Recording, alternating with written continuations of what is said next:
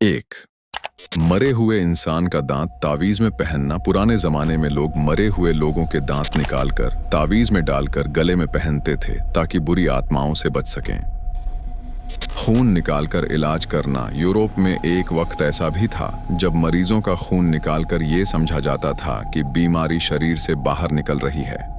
इसे blood letting कहा जाता था। मरा हुआ शरीर खाना। कुछ राजवंशों में ये माना जाता था कि किसी बुजुर्ग या पवित्र व्यक्ति का शरीर खाने से उसकी ताकत मिलती है। अंधेरे कमरे में इलाज। पुरानी सभ्यताओं में ये माना जाता था कि अगर किसी को पूरी तरह अंधेरे कमरे में बंद कर दिया जाए तो उसकी मानसिक बीमारी ठीक हो सकती है। 5, सोने के बर्तन में पानी रखना। कुछ लोग ये यकीन रखते थे कि अगर पानी को सोने के बर्तन में रखा जाए तो वो हर बीमारी का इलाज बन जाता है। 6, जिन्न निकालने का तरीका। आग की राख। अगर किसी पर साया हो जाए तो उस पर आग की राख फेंकी जाती थी ताकि जिन्न बाहर निकल जाए।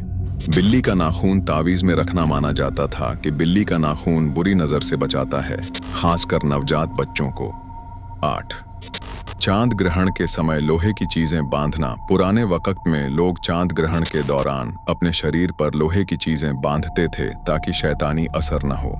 कब्रिस्तान के पास रात बिताना। कुछ लोग मानते थे कि अगर किसी रूहानी ताकत की तलाश हो तो कब्रिस्तान में रात बिताने से ख्वाब में रहनुमाई मिल सकती है। खून से लिखी गई दुआएं। पुराने जमाने में कुछ जादूगर इंसान या मुर्गी के खून से दुआएं लिखकर तावीज बनाते थे। अगर वीडियो अच्छे लगे तो चैनल को सब्सक्राइब कर दो। The dark side with Iftikhar.